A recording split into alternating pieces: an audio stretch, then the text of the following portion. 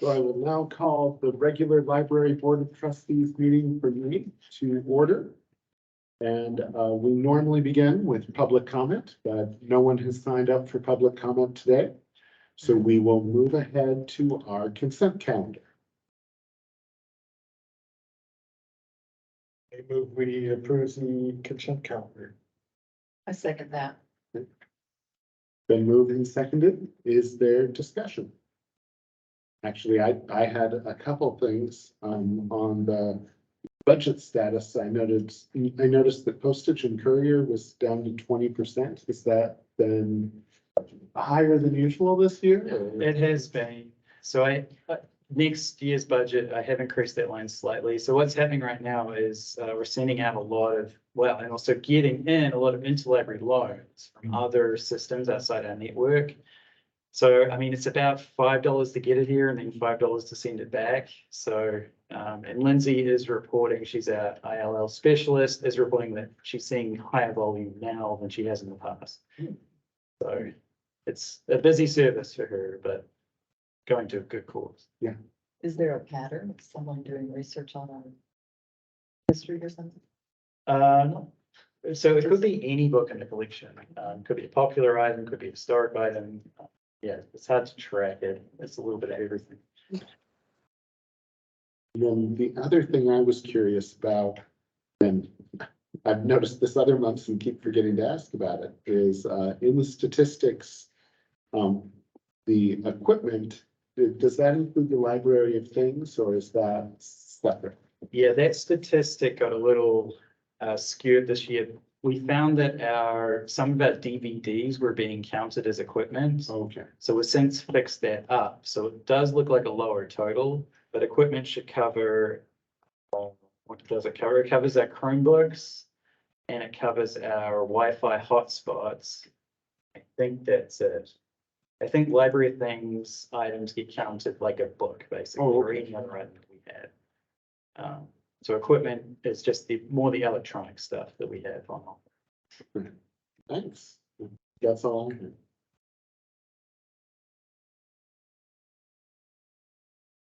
Seeing no other questions, all those in favor of approving the consent calendar, say aye. Aye. Aye. Any opposed? The consent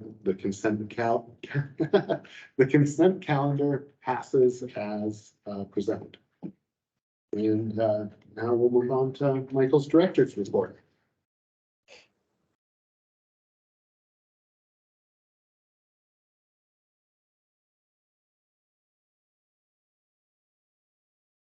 A lot to cover this time. It's been busy. The first thing, Christopher, you may have seen, I think I've shared it in other ways, but he was named an American Library Association, ALA, mover and shaker in the Library Journal for 2023 in the innovators category. And that's for his work on the system that we use for all of our library services, Coeur. So it's an open source system. And so Christopher, right from the start, has really embraced it and done a lot of work behind the scenes that not just benefits our library, but other libraries that use the platform. So he was recognized alongside with George Williams, who used to work for Latah County Library District, but is now in Northeast Kansas, the Northeast Kansas Library System. But they've stayed in touch and they work on it together, enhancements, developments, things that, again, not just benefit us or even the Cooperative Information Network, but any library that uses Coeur. So we're really happy to have him awarded like that.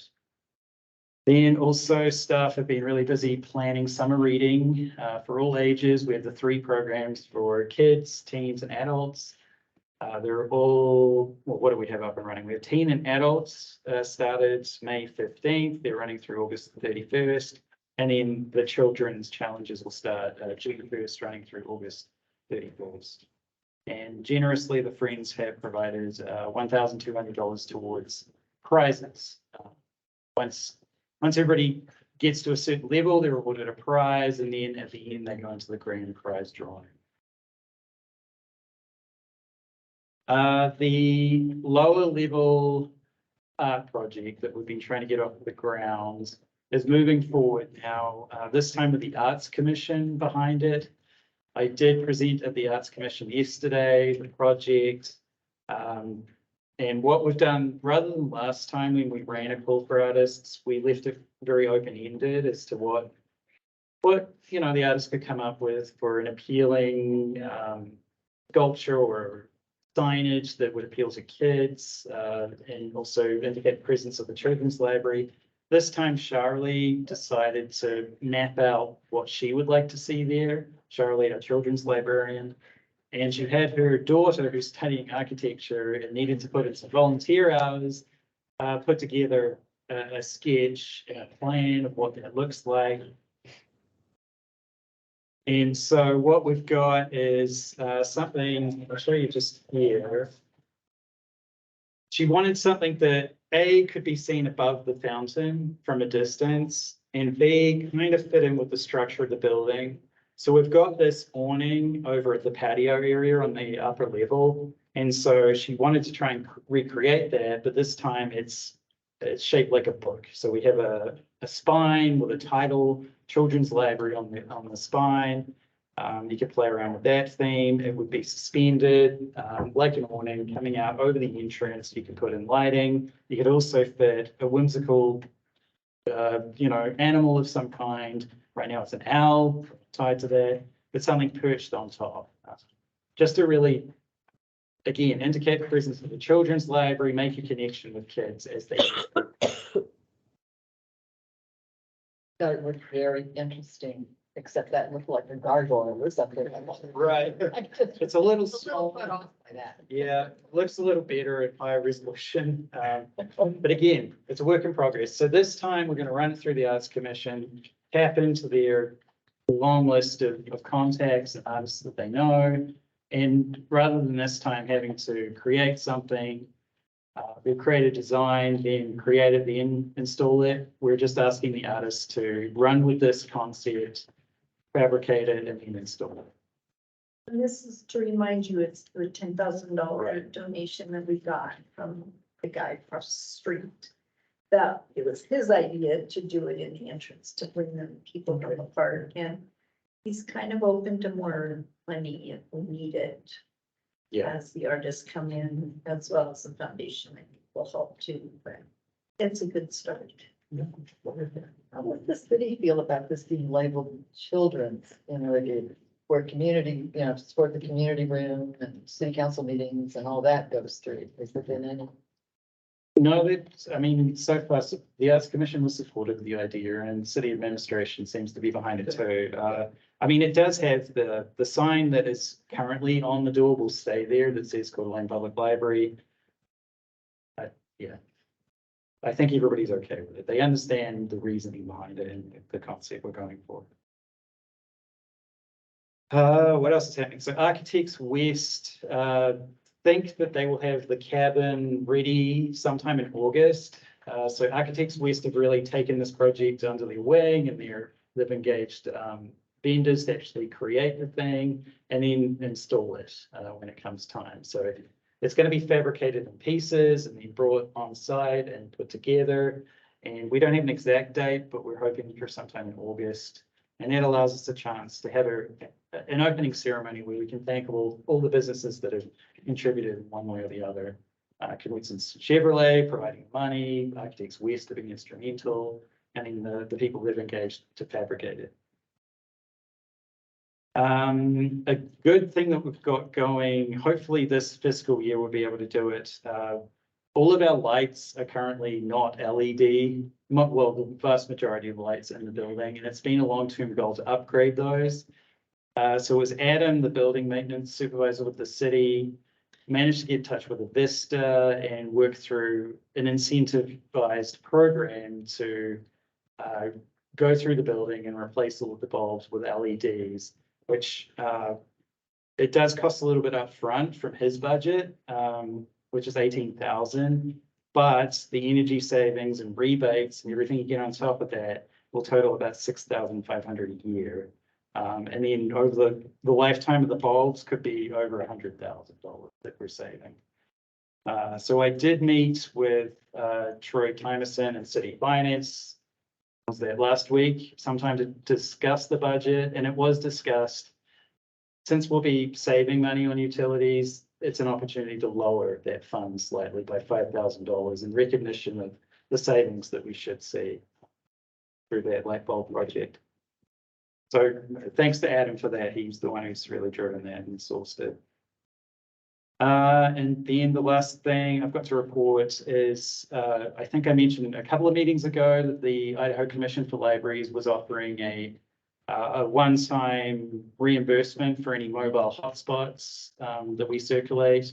And so we did luckily get that, and we will be reimbursed $9,879 from the state, which is good news. Right, any other questions?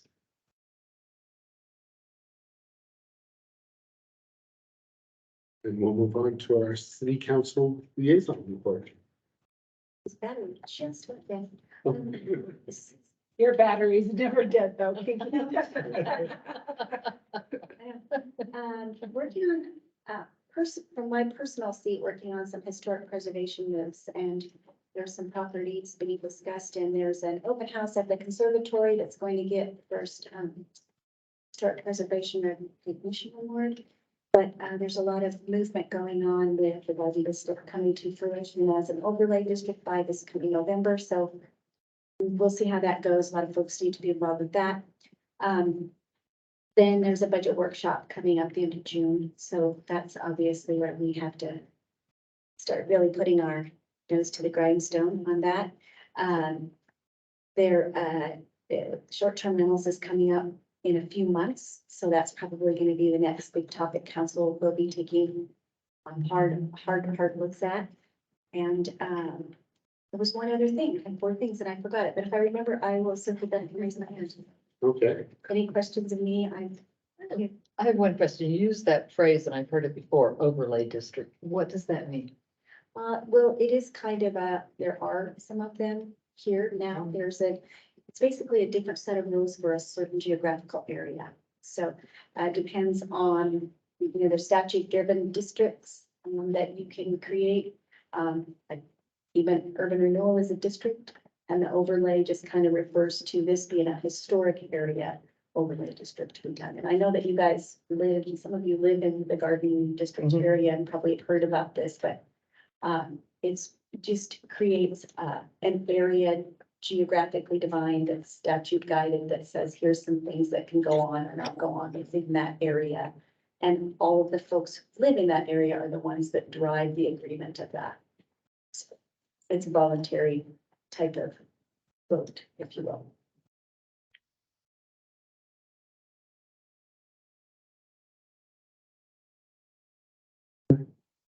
Lily, do you have anything to share as student representative?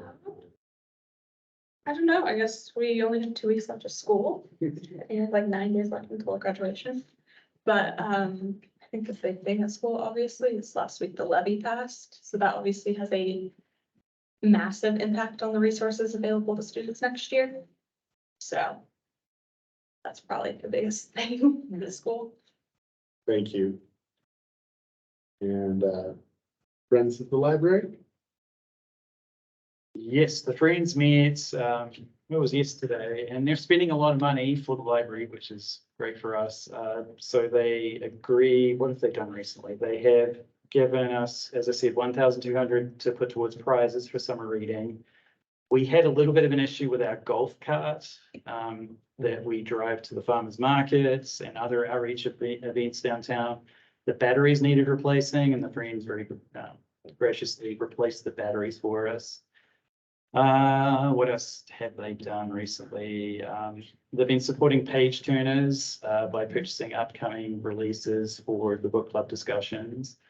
And the last thing they did was, we've decided since our programming is really picking up and we're providing refreshments at a lot of those, it'd be good to get a little greener and have some reusable cups for those events for lemonade and water and what have you.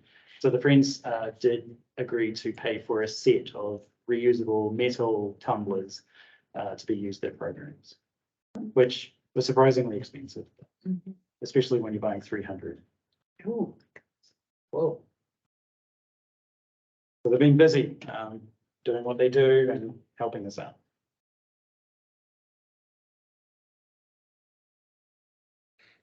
Then Holly, the Library Foundation. Yes, Mark Cameron event was surprisingly successful. We had a little bit of concern about him and the kind of books he has but the crowd was great. And we got some good monies from the raffle and the wine sales. And he was very entertaining, more so than we. Oh, gosh, I shouldn't say that. But anyway, We don't know, you've never heard something. right. And so we earned about $1,200, which was a great surprise to us. Next on the docket is William Kent Kruger, who will be here September 14th. He is a much, according to Melissa, Melissa is a very popular author, especially in this area. So he's going to be here. And if you guys don't mind, the Mark Cameron one, we charge $25 for a ticket, which is kind of our minimum of ticket sales. We mentioned that to Melissa at Well Written, and she thought that was way too cheap for tickets or as popular as he is. What do you guys thought in buying a ticket? If you're coming as a couple, you're still paying $50. But again, I keep reminding people it's a fundraiser. But I wonder what your thoughts are, because you guys like to attend most of my events. Wonder what your thought process goes for. Was the Just Walter event earlier, was it more or was it? Yeah. 25? Shoot, Was it 40? I think it was 40, Yeah. probably. You And I support think- food with it. didn't you? Yeah, and different times we've done, sit down kind of buffet with two, then we charge more than that. This one, we just thought we'd do, some kind of snacks with the lower bar, not paying for any drinks or anything. But I'm not sure what if that draws people, and we usually have it at 7 o'clock, but this one's gonna be at 7, so hopefully they eat dinner and. I don't know. It was good popcorn. Was it good popcorn? I don't know. I have no idea. Alrighty then. Well, the Just Walter one being the last one I attended, I Oh. felt that was reasonable for what that Okay. event was. Okay. And You Okay. would I love don't know. Well, I'm wondering, what, do you know this author, either of you? Yeah, we do. Yeah, I mean, I know that his books sold really well. Is there a particular genre? I haven't read it myself, but it's just like mystery. Yeah, he's got two, he kind of has two things going. So he has standalone novels, which are more general fiction. And then he has a mystery series as well. And he's kind of writing both simultaneously. And I think he's certainly well reviewed and well respected. And I think the mystery series is a more popular series. Sure. But he can kind of draw a wide audience, I suspect. Okay. So do you think that he would have a wider receivership than Mark Cameron? Yes, Absolutely. then I would say 40 would be fair. I read his, The Tenderland, Cougars, and I enjoyed it. It was a good storyline. He wrote well. So if you want to delve in there, he has a new one coming out on September 5th. So that's the one he's going to be talking about. But, yeah, okay, thank you. I wrote a grant for the Idaho Community Foundation and got that for $7,000, and that was general operating fund, so that was, we can spend that where we want. We voted in a new board member as of our last meeting last week. It was Ashton Lupton. She's a certified nurse midwife from the hospital that Brenna, our other board member, she's an OBGYN recommended. So that'll be nice to have some new blood in there and, that'll, we'll have 11 board members at that. So our max is 15. That'll be fun. That's all I have.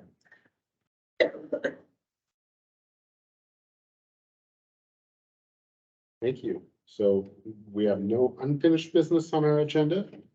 So moving on to new business, we have some action items. The first is the Ironman closure on June 25th. And I will entertain a motion regarding that. We are closed on Ironman Day, June 25th. Second. Is there any discussion? Do you need any background? So formally in the past, we have closed whenever there's been a full Ironman, and that's simply because the course goes right around the library, restricting access pretty much the entire time we're open. When it's a half Ironman, we can handle it okay, because it tends to be in the morning that's more impacted, and we don't open until 12 on a Sunday. So it really only impacts an hour or two of the day. But this one, it's hard to justify being open when people just cannot get to us. So all those in favor of having the library closed for Ironman on June 25th, say aye. Aye. Any opposed? The motion carries and the library will be closed on June 25th. Next, we have a behavior policy update, and I will entertain a motion regarding that. I move we approve the behavior policy that. I second the motion. So, What do you want to tell us yes, about it? what should we know? Okay. Not a lot going on, really. All we're doing is coming down to the very bottom. And over the worst of the pandemic, we did the 19 pandemic safety guidelines section, part D. Now that the state of emergency has been declared over, my recommendation is we remove this section. It's time. I like those guidelines. I mean, most of them are just common sense stuff that you don't go to a public building and infect people. Right. And I think I would be offended if I were in the library and somebody came in hacking and sneezing in an area where I was in, and I mean, I would leave, because I feel like I want to get ill. Somebody's coughing and hacking and has a runny nose where I am, so. What you could do is some of these guidelines could be shifted up until to the general guidelines. So patron behavior, part A, pretty long with various scenarios being covered. You could cherry pick some of these guidelines and shift them to that section if you wish. Well, I like all four of them. I don't think we need the heading that talks about COVID Okay. pandemic safety guidelines and that we're complying with public health issues, but to me, there's just common sense rules, and if a patient comes in, complains about somebody in the library who's showing signs for illness, I think it's reasonable for us to be able to say, you're not following the guidelines, so you need to leave. Okay. I don't know, that's my take on it. I mean, to me, it's pretty common sense.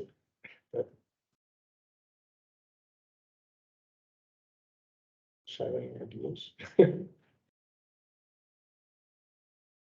They're pretty benign sort of guidelines. So. Ben, Yes. has this been a problem in the library? That people have complained that there are sick people that are breathing on them or sneezing on them or coughing on them? Not recently. I mean, maybe several months ago, it might have been more of an issue. I can recall at least one time, somebody did upset other patrons by coming in and, yeah, showing symptoms of illness, but not recently. I appreciate what you're saying, but you know where I'm going. Yeah. Yeah, I think if there is such a rare occurrence that it would happen, a person could go to a staff member and say, I'm uncomfortable, is there something that can be done? And a staff member could speak to the person that was coughing all over everybody. You need to stay away or leave or whatever, because people are uncomfortable with your illness. Yeah. I don't know that we need to, this is to me too much bureaucracy. Because it would come under the umbrella of common courtesy. Well, I guess it depends. I mean, we also have, disturbances or disruptions we will address, as you described. If we either observe it or another patron comes to us and tells us about the incident that Something. occurred, we will try to address it. So it kind of falls in that, in a way, that kind of way of thought. If Yeah. somebody's to the point where they're disrupting other people, That would be what it would be, I guess. Their disruption or it's a, To that person it is that feels like they're gonna get sick. some of this seems very specific to COVID. Number 3, for instance. That's a COVID. Under these. Yeah. That's what I. Yeah.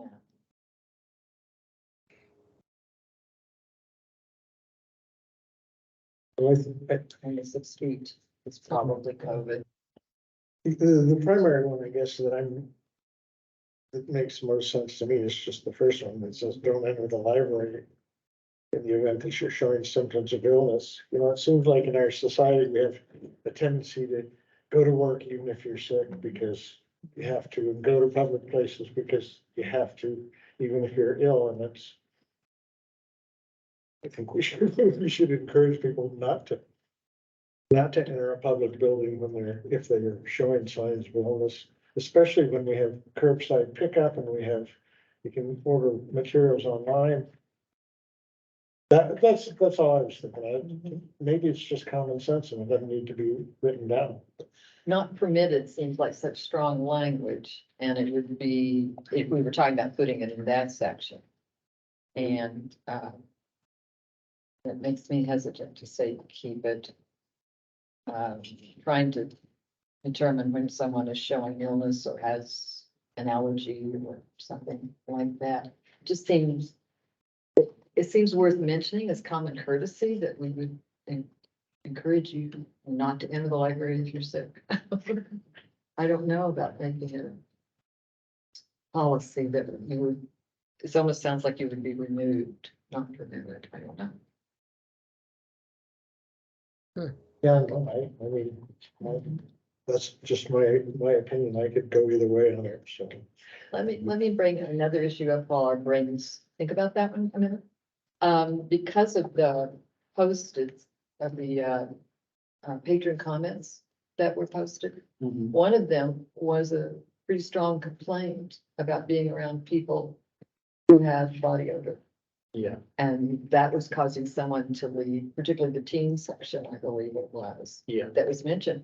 And so I read this with that in mind, and because your answer was, or the answer that was given to staff was notify someone to death. And what can they do? Do we have a policy that means we can remove you for that? There's no law against body odor. I guess it's really a cultural standard, and if a person can't afford or doesn't have a place to bathe, for example, like a homeless person, we would be evicting them from the library. So I would be very upset if we set some kind of a policy about people with body odor not being able to be in the library. It seems to me that it's very realistic how you responded. If it's a serious problem, take it to a staff member and maybe people could be shifted around a little bit so that I don't know, but I'd hate to have us have any kind of a policy about body odor. Yeah, I just It wondered seems what, like it's very what exclusive. staff is expected to do. Well, I think in that case, we would have offered options, which would have been, you can move to another part of the library. We have private study rooms. A lot of people don't know that. They can reserve.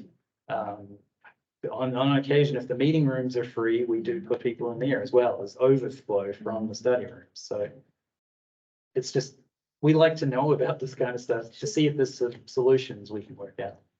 I see this more of just issues of practice rather than policy. Yeah, I think so too. You mean the thing about the body odor? Or Well, Or- that or the and also if somebody is coming in, showing signs of illness too. I would agree. Although, Steve, would you like to amend the motion? Well, I made the motion, or I seconded the motion, so to approve it as written. So, I'll go along with what everybody else thinks. I'm not strong about it one way or the other, because I do think it's a matter of common sense, but doesn't necessarily have to be a policy. I guess if we had another pandemic or if Ebola was rampant in the community, we'd want to make some rules. But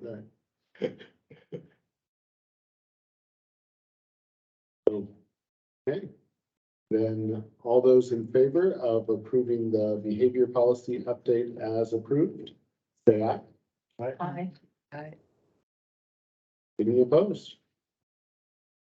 The new behavior policy is adopted. And from here, we are moving on to the new parent and caregiver guide. Is there a motion regarding that? I move we approve the guide for parents and caregiver and with the understanding that it'd be handed out to all new, and anyone who applies for a library card. Is there a second? I'll second. And Michael, if you can speak to that, please. Yeah, and that's an option for us. So any family that comes in and signs up for library card, we can hand this over as a informational guide. We already have a welcome packet. Okay. And this would be an extension of that. And this is content only. And JD whipped, this is not what it's going to look like. She just whipped something up for an example. It would be a trifold pamphlet. But right now we're focused on the content. So we have sort of a welcome outlaying, the fact that our responsibility is to provide materials for everybody in the community, and we don't make judgment calls. We don't hear what people are checking out. We have no say over that whatsoever. And then what we try and emphasize and encourage is that parents come to the library with their children and make decisions for what's best for their families. So then we come down to browsing the library collection. So we have a general idea of how we lay the library out. So we have the children's section for ages birth through 12. The teen section caters to 13 to 18-year-olds, which is a wide range and slightly problematic. But it's kind of the easiest way to do it. And it's how every library has done it for a long time. And then the main library area has materials for adults. And then so we've got some guides on identifying materials for younger children and how we structure the collection that way. Materials for older children, 6 through 12. And then a little bit about the difference between books for older children, so that tween age range, and the teens themselves. Information on how to manage library accounts. And this, it's not just people's children's library accounts, so their own library accounts. And I think it's important to emphasize that it's up to each family to create their own restrictions. We're flexible with that. So everybody in the family can have a library card, or a family can choose to just have one library card for the whole family that they manage singly. And then information on how to access their account online and how we structure that. Also, just informational stuff about the kinds of services that we can offer, so we can make personalized recommendations. We have a couple of programs for that. We also suggest some additional resources, both that we offer and that are available out there for anybody to access. If they're struggling a little bit with making choices regarding reading materials, or just simply like a certain topic or a certain author or a certain theme and want to explore that more in depth. So that's it in a nutshell. Any comments, questions? I certainly appreciated the information about, managing your child's library account, that being, there were things I hadn't thought of, like one library card for a family that was not. We have a lot of families that do that, or say just the parents have cards, or they wait until their kids reach a certain age. And there's a whole, very creative patrons, and they kind of work it out for themselves. I mean, I set up my family's library cards the way my parents had set up the library cards. I hadn't even considered that. I may choose one family card.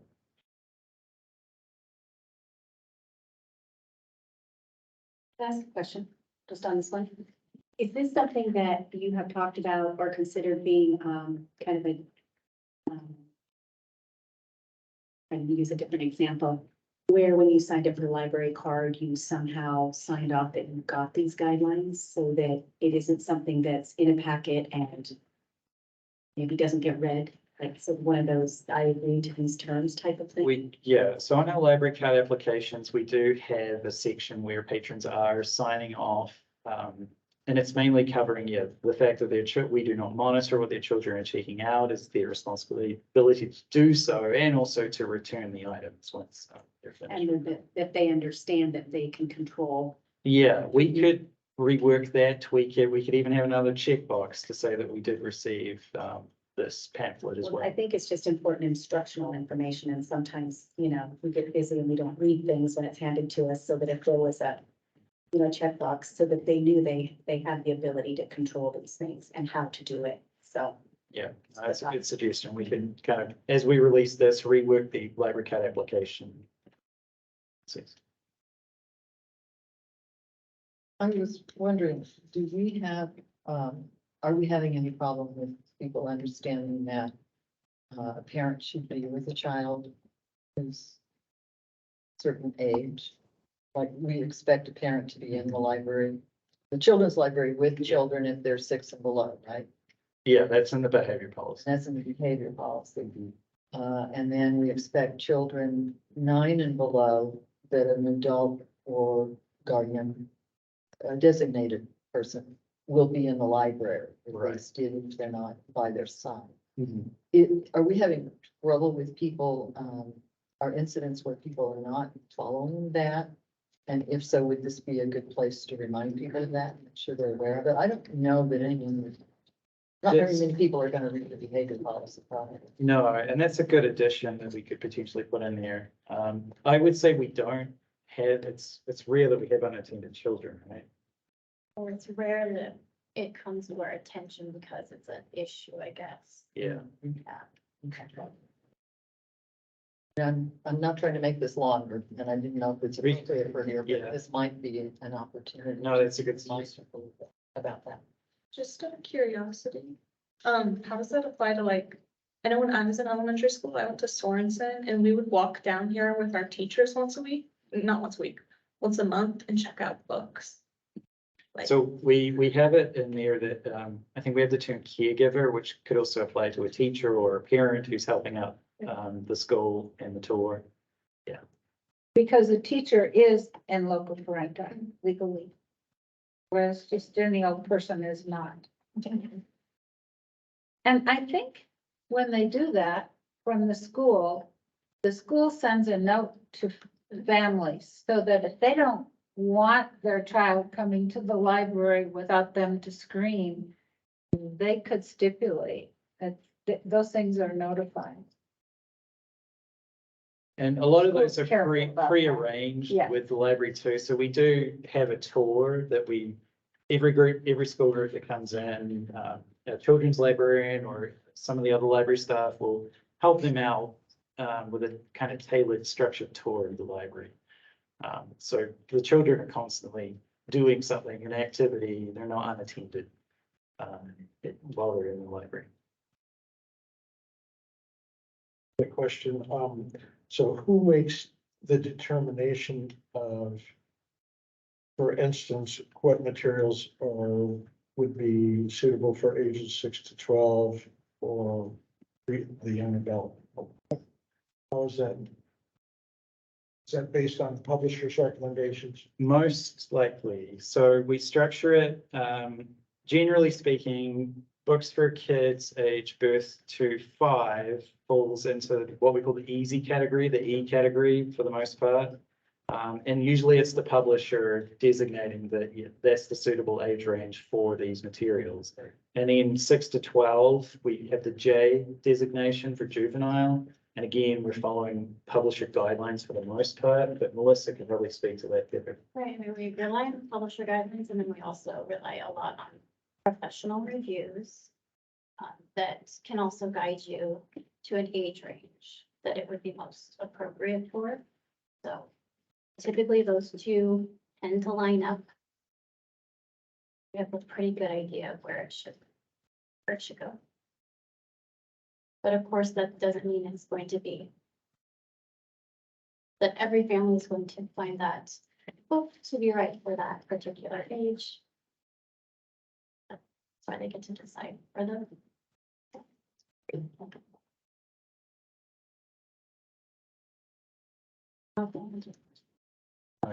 Yeah.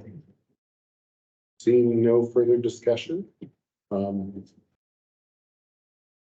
will vote to approve the parent and caregiver guide with the understanding that it is provided as part of the welcome packet. All those in favor, say aye. Can I ask for a clarification? Oh, There was one thing that you thought you would add. I think that was the unattended children policy that we have in the behavior policy, right? Okay. Oh, it wasn't in this. It wasn't. Yes, it was. Yes, it was. Wasn't there something in this that you were going to add a phrase?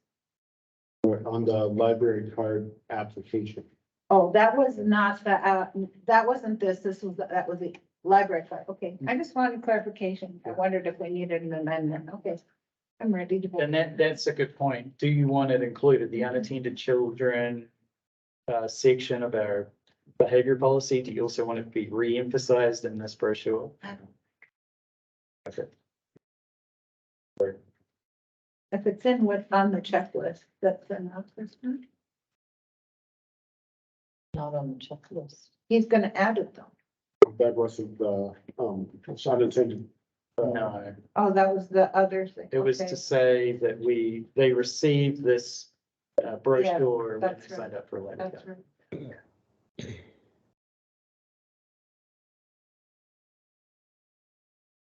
So does anyone want to make an amendment?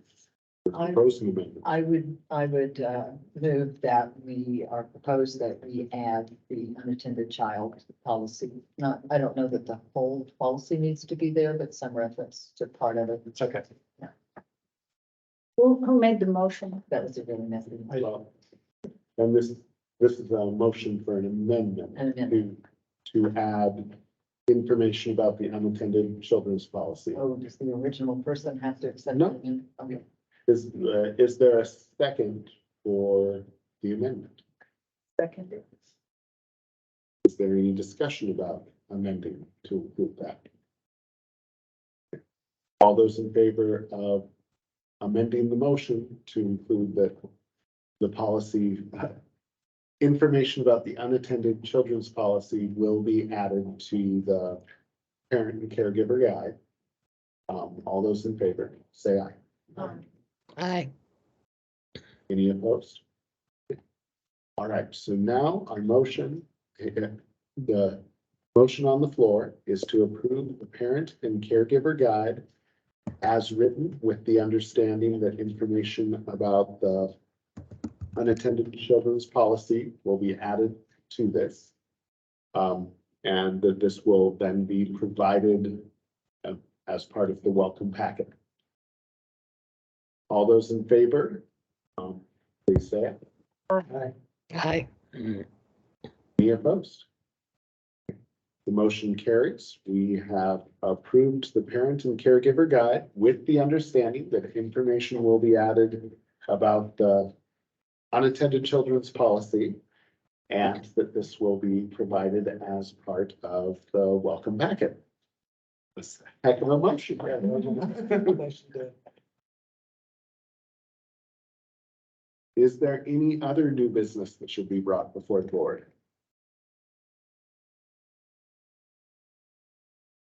Seeing none, our next regular scheduled meeting is currently scheduled for June 28th.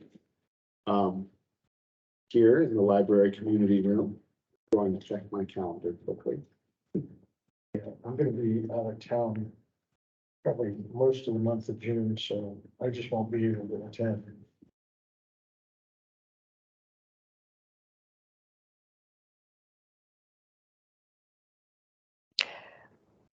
I will not be here the last week of June either. Will you be available for the meeting or not available? I will be not available. It's pretty close. So what happens sometimes, you usually don't have a meeting in July. Although you have switched that around sometimes. That is a possibility. We could not have the meeting in June and then have a meeting in July, if that suits. But again, it depends on, you know, how you want to do it, who's available. You could also shift the date of the meeting in June.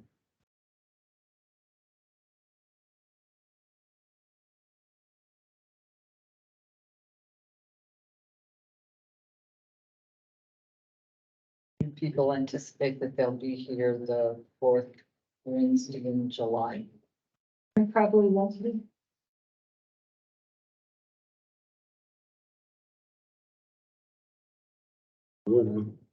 The fourth Wednesday, oh, I will be here. No, fourth Wednesday in July, I'll probably be gone, but I should be here in June. What if we did, the week before, Anne, would you be available June 21st?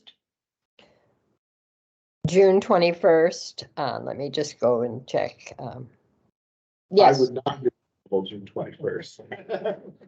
I am. And who else was it? Steve? There was, and Steve.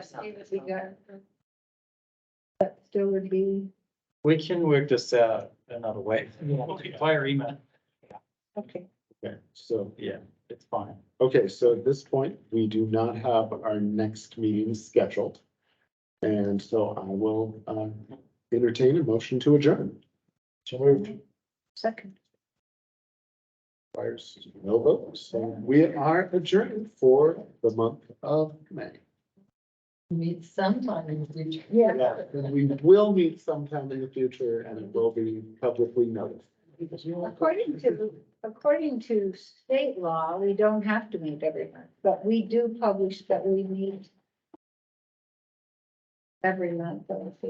Well, we publish typically, we meet the Typically, yes, indeed. fourth Wednesday of the month, although it's subject to change. Yeah. And we always notice 5 days in advance anyway, so we're covered under, I don't know. I think The state requirement, is it just 4 times a month? Are you 4 times a year. I'd have to three look. now? I think it's 4 times a year. 4 times. Yeah.